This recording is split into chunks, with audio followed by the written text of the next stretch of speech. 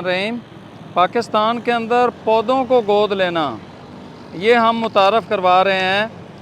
आज इस पौधे को हम एक ज़मींदार के खेत से जो कि ये गिरा हुआ था पौधा, इसको निकालने के लिए आए हैं।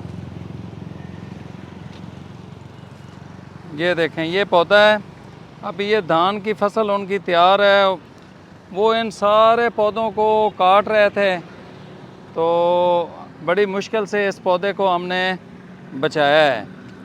और इस पौधे को इंशाल्लाह आज हम निकालेंगे और निकाल के इसको हम अपने जंगल के अंदर ग़ुलाम रसूल पाकिस्तानी अर्बन फॉरेस्ट जो है वहाँ पर ले जाकर इसको लगाएंगे। तो सबसे पहले हम इसकी ये जो शाखें हैं ये रिमूव कर देंगे, ऊपर से इसका वज़न कम करेंगे। उसके बाद इस जो पौधा गिरा हुआ है इस पौधे की एक गाची बनाएंगे। गाची बनाने के बाद इस पौधे को टाट के अंदर बांध के तो हम यहाँ से उठा के लेके जाएंगे।